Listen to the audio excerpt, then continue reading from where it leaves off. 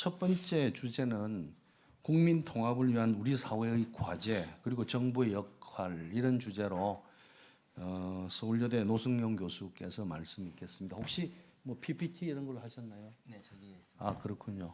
근데 여러분들은 보시고 저희들은 못 보는 이런 상황이 되긴 됐습니다만 그래도 여러분들이 더 중요하니까요. 발표를 여기서 하시겠어요? 저기서 하시겠어요? 아, 네, 여기서 하실까요? 네, 그러시죠. 네. 그럼 여러분들 첫 번째 발표하는 노승용 교수께 격려의 박수 부탁드리겠습니다. 우리 저쪽에 관계자분들께서는 지금부터 한 18분 정도 시간을 잡아놓고요. 18분 내면 손을 막 저한테 이렇게 흔드세요. 그럼 제가 더 못하게 못하시게 할 테니까요. 자, 부탁하겠습니다. 네, 일부러 저기 서 있다 이쪽으로 왔습니다. 시계를 보면서 좋습니다. 이렇게 시간을 네. 좀 맞춰보려고 이쪽으로 왔습니다. 방금 소개받은 서울여대 행정학과의 노승용입니다. 다시 한번 인사드리겠습니다. 오늘 제가 여러분들에게 드릴 말씀은 여기 슬라이드에서 보시는 것처럼 국민 통합을 위한 우리 사회의 과제와 정부의 역할이라고 하는 부분입니다. 여러분이 잘 아시는 것처럼 국민 통합이라고 하는 것이 앞서 위원장님께서도 말씀하셨지만 현재 우리 시대에 아마 지상 최대의 과제가 아닐까 하는 생각을 해봅니다. 그런 국민 통합이라고 하는 큰 목표를 달성하기 위해서는 사회의 어느 한 부분의 노력만으로는 가능하지 않을 거라는 판단이 듭니다. 즉 정부의 노력, 또 민간의 노력, 우리 또 시민사회의 노력 이런 모두의 노력이 이렇게 합해짐으로써 우리가 원하는 그런 국민 통합의 방향을 달성할 수 있지 않을까 하는 생각을 해봅니다. 그런 관점에서 이야기를 해보자면 모든 영역의 쟁점들을 다루어야 되겠지만 오늘 이 자리에서는 공공부문에 좀 초점을 두고 특히 정부가 국민 통합의 목표를 이렇게 달성해 나아가기 위해서는 어떠한 노력들이 필요하고 그리고 그런 노력을 위해서는 어떠한 수단들이 좀 더 있어야 하겠는가 하는 것에 초점을 두고 말씀을 드리려고 합니다. 그래서 기본적으로 오늘 이런 말씀을 드리기 위해서 여러 가지 좀 방법들을 다각도로 활용을 해봤습니다. 기존의 문헌 분석에서부터 시작을 해서요. 저희가 시민에 대한 설문조사도 하고 그리고 전문가나 공무원들에 대한 인터뷰 그리고 국내외 해외 사례 이런 것들을 좀 나름대로 정리를 해보면서 현재 우리 사회의 통합의 방향을 어떤 식으로 이끌어 가야 될지 살펴보았습니다. 먼저 이 국민 통합의 의미라는 것을 살펴보고 그리고 국내외 국민 통합의 과거에서부터 지금까지의 어떤 노력과 흐름 이런 부분들을 살펴보도록 하겠습니다. 국민 통합이라고 하는 그런 의미는 매우 다양하고 또 논의하는 방향에 따라서 정의하는 방법들이 매우 많을 수 있다고 생각이 듭니다. 일단 그동안의 어떤 문헌들이라든지 또 전문가들의 의견들 이런 것들을 종합해 볼 때 국민 통합의 개념을 여기 이렇게 슬라이드에서 보시는 것처럼 정의를 해볼 수 있을 것 같습니다. 여기 보시는 것처럼 기본 궁극적인 목적은 보다 나은, 보다 단합된 우리 사회 공동체를 만들어가자 하는 것이 국민 통합에 나아가는 방향, 지향점이라고 할 수 있을 것 같고 그런 것들을 위해서는 한 3가지 정도가 좀 그 개념 속에 포함되어져야 되겠다라는 점입니다. 첫 번째로는 국가를 구성하고 있는 개인과 집단이 일정한 가치 체계를 좀 공유할 수 있어야 되겠고 두 번째로는 국가 사회 발전을 위해서 서로 협력하고 그다음에 공감대를 형성하는 부분. 세 번째는 갈등을 예방하고 상호 격차를 최소화해서 결국은 앞서 말씀드린 그런 보다 나은, 보다 단합된 우리 사회 공동체를 만들어 가고자 하는 노력의 과정들 이거를 국민 통합이라고 말씀을 드릴 수 있을 것 같습니다. 그런 국민 통합은 앞서 3가지라고 말씀드렸는데 가치 체계 공유, 소속감 및 유대감, 갈등 최소화를 위한 상호 협력 이렇게 3가지 요소들을 볼 수 있을 것 같고 이런 3가지 요소를 말씀드리는 것은 우리가 한번 현재 이 시점에서 저 세 가지 관점에서 우리나라 국민 통합의 수준이 상황이 어느 정도인가 하는 걸 좀 생각해 볼 필요가 있을 것 같습니다.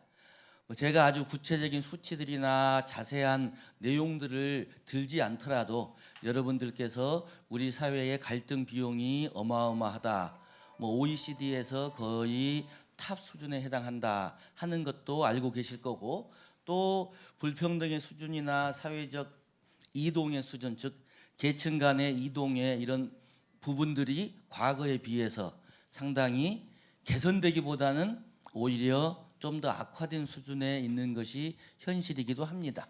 더불어 이 사회 신뢰라고 하는 사회 자본의 수준에 있어서도 일부 연구소에서의 자료에 의하면 우리나라의 수준이 앞으로 좀 더 나아갈 방향이 더 많이 있는 것으로 결과들이 나와 있습니다. 즉 국민통합이라고 하는 현재 상황이 우리가 생각하는 것만큼은 만족스럽지 않고, 이 부분을 좀 더 개선하고 다듬어야 우리 사회의 공동체가 더 발전할 수 있고, 나아가서 우리 국가의 발전을 좀 더 꾀할 수 있다라고 할 수 있을 것 같습니다. 이제 그러한 맥락에서 그동안의 우리나라의 어떤 사회 통합, 국민 통합의 노력들, 그리고 다른 나라들은 그러면 통합을 위한 노력들을 어떻게 전개해 왔는지 간략하게 살펴보도록 하겠습니다. 오래전부터 우리나라에서도 국민 통합을 위한 노력들이 있어 왔지만, 지난 10년 상황만 좀 살펴보자면요, 이명박 정부에서는 사회통합위원회라고 하는 것을 설치해서 이렇게 기본 방향을 설정하고 전략을 수립한다든지, 사회 각계각층의 의견 수렴과 소통 활성화 등의 여러 노력들을 해왔습니다. 하지만 그럼에도 불구하고 앞서 말씀드린 것처럼 우리 사회의 국민 통합의 수준이 많이 개선되지 못한 부분들은, 여기에 이렇게 이 사회통합위원회 같은 경우 민간 참여의 활성화가 좀 부족했다는 부분과 위원회의 법적 근거 기반 미흡, 그리고 인력과 예산의 한계라고 하는 부분들이 결국 사회통합위원회의 노력에도 불구하고 많은 결과나 성과를 만들어내기에는 어려움이 있었던 것 같습니다. 이제 지난 4년, 5년간의 노력은 국민대통합위원회라고 하는 이름으로 이 박근혜 정부에서 이어져 왔습니다.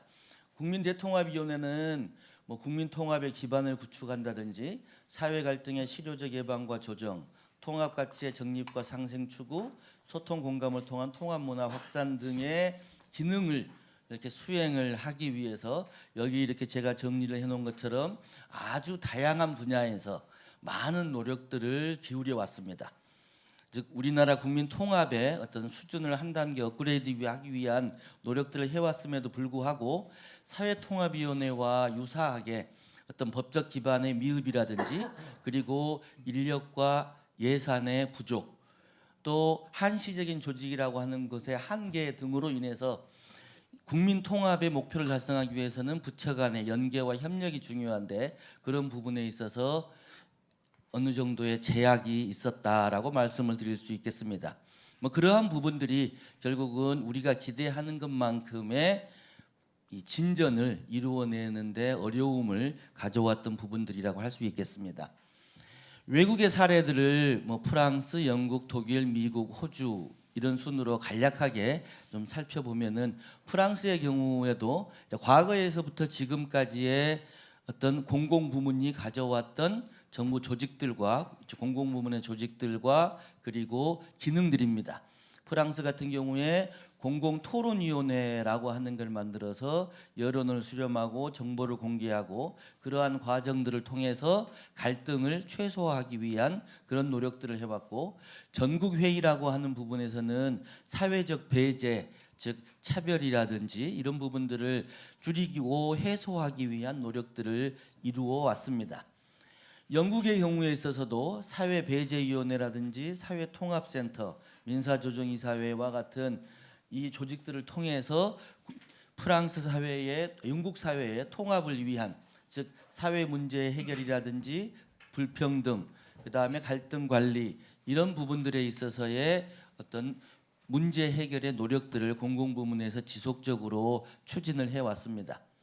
미국의 경우는 기본적으로 아시는 것처럼 공공부문이라고 하는 것을 민간보다는 확대하지 않으려고 하는 경향들이 있음에도 불구하고 일부 기관들을 통해서 이 갈등이라든지 통합의 문제들을 이렇게 해소하기 위한 노력들을 해왔고, 그것이 연방 정부의 차원에서도 있을 뿐만 아니라 이 주 정부에서도 사회 통합과 관련된 다양한 시도들을 해왔습니다.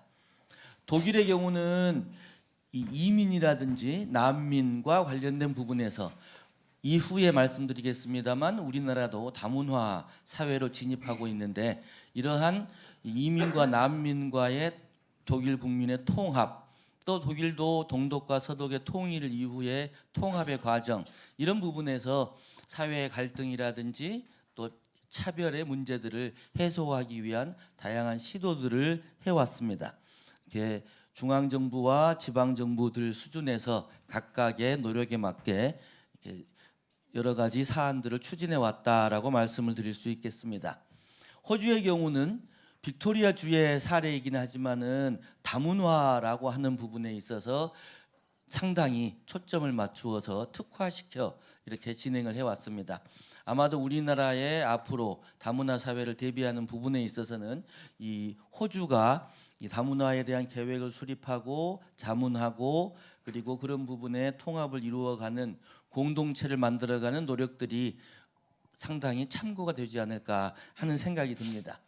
즉 이렇듯 프랑스나 독일, 영국, 미국, 호주, 즉 우리보다 좀 더 통합이라고 하는 관점에서 한 발 앞서 있는 나라들을 봐왔을 때에는 과거부터 지금까지 다양한 수준의 정부에서 또 필요한 역할들을 어느 정도 해왔음을 알 수 있을 것 같습니다.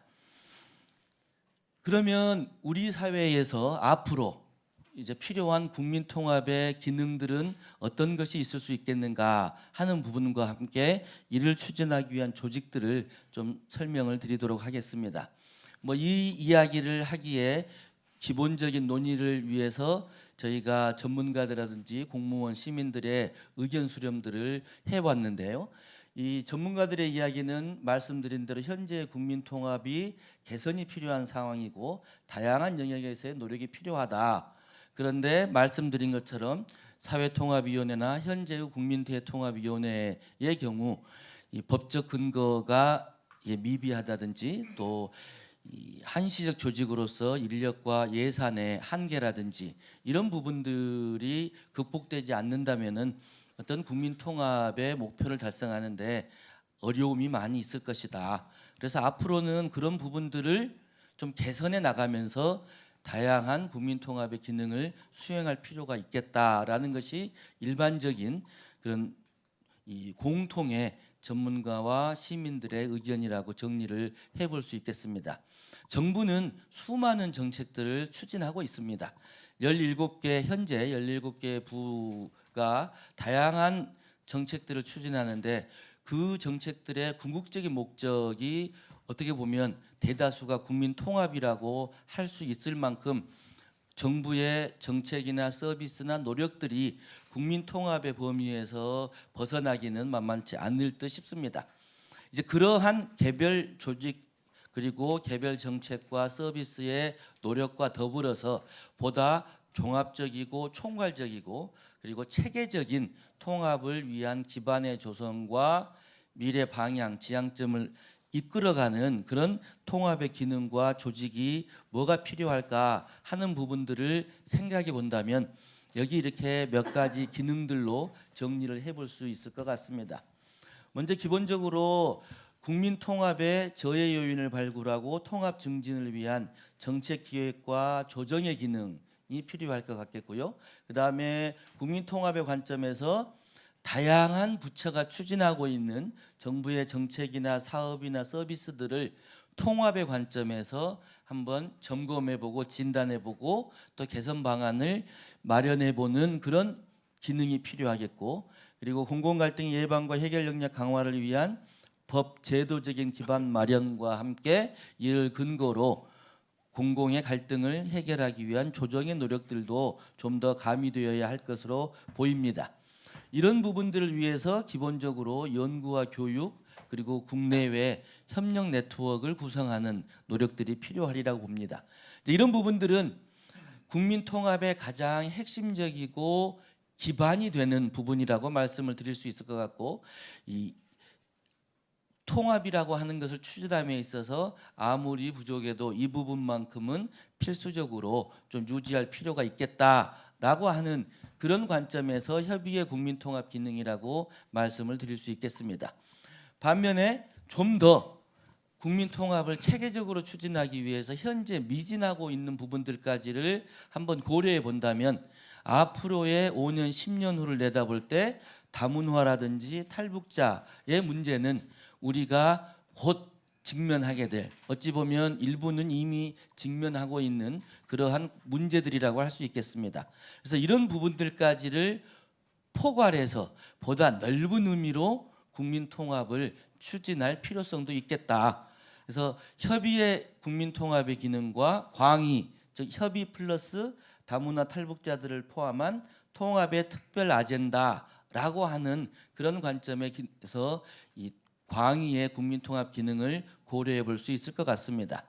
각각의 부분들을 간략간략하게 말씀드리면은 국민통합의 저해 요인과 통합 기능 정책 기획보강이라고 하는 것은 기존의 국민대통합위원회에서 일부 추진을 해왔습니다만 앞서 말씀드린 대로 인력과 재원이나 권한 부족 등의 문제로 좀 제한이 있어 왔습니다. 그래서 다른 나라 케이스를 말씀드렸는데 이 부분들이 지금보다는 좀 더 강화되고 그러기 위해서 인력과 예산의 보완이 필요하리라고 생각이 듭니다.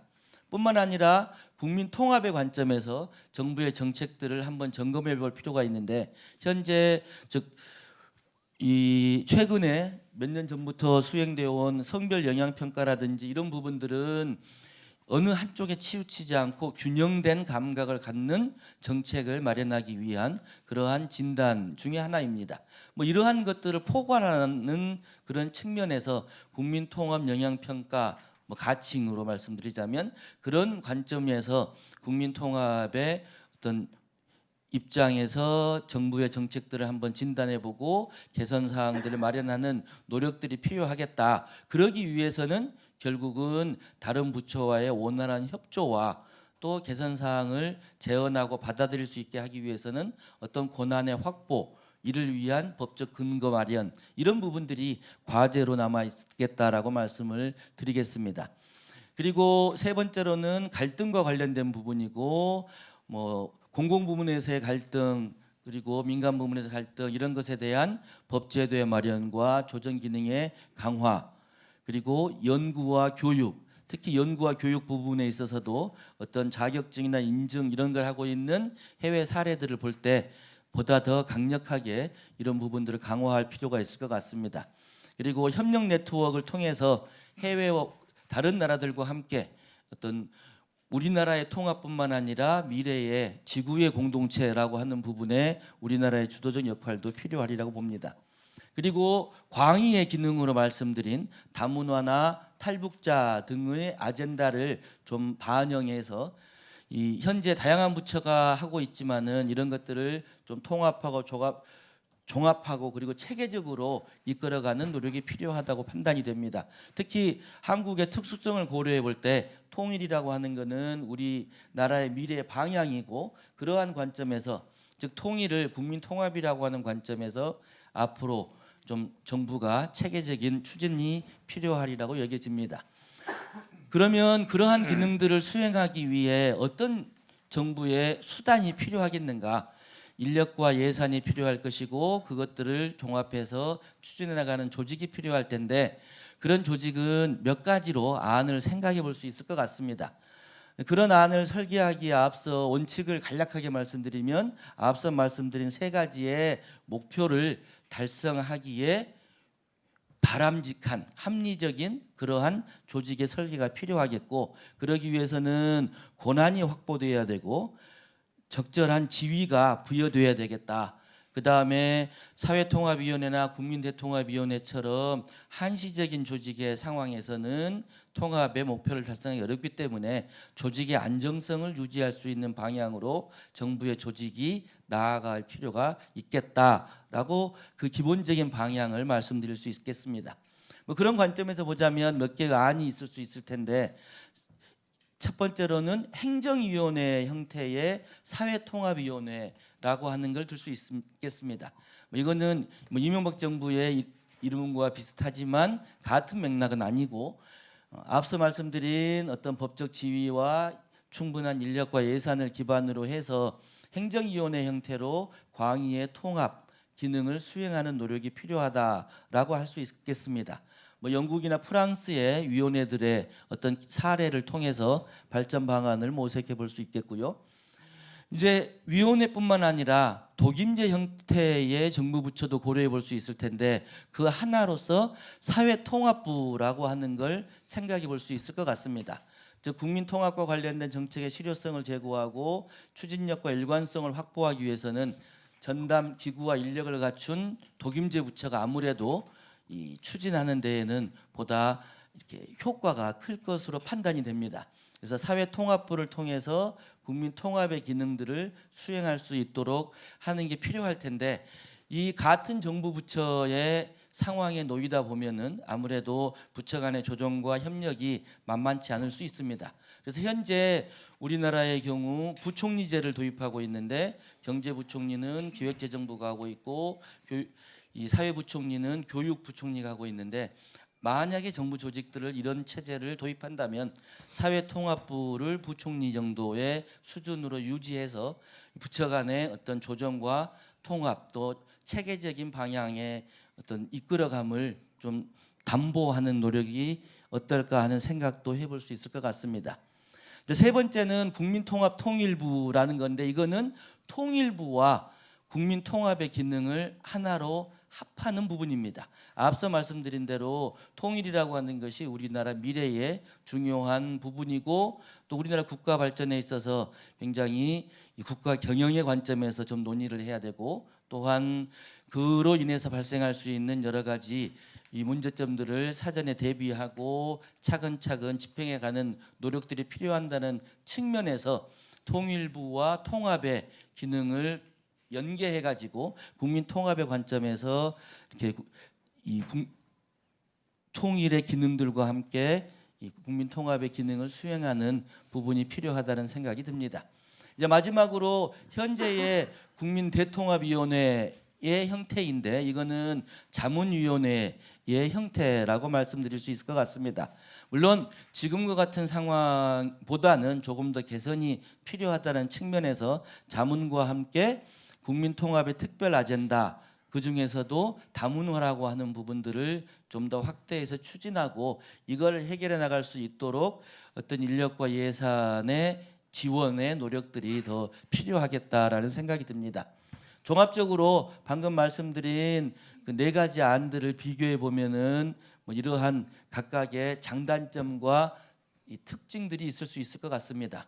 앞서 말씀드린 어떤 연구라든지 자문이라든지 교육이라든지 뭐 이런 부분에 있어서는 대부분의 조직들이 충분히 할 수 있는 부분이지만, 특별히 어떤 자문위원회나 위원회 형태가 강할 수 있을 것 같고, 또 한편으로는 진단이라든지 점검 이런 측면에 있어서는 동일한 수준에 부과하기보다는 독립된 어떤 행정위원회 형태가 더 유리하다고 볼 수도 있을 것 같습니다. 그래서 장단이 또 정부 조직 내에서 존재하는 만큼 오늘 이 자리에서 어떤 국민통합의 앞으로의 과제, 기능 이런 부분들에 대한 논의, 그리고 거기에 걸맞는 어떤 정부 조직의 방향들에 대한 토론들이 이어진다면 더 이렇게 바람직하겠다는 생각이 들고, 그것들이 사회적 합의를 통해 어떤 우리나라의 발전 방향을 모색하면 좋겠다는 말씀으로 마무리를 짓도록 하겠습니다.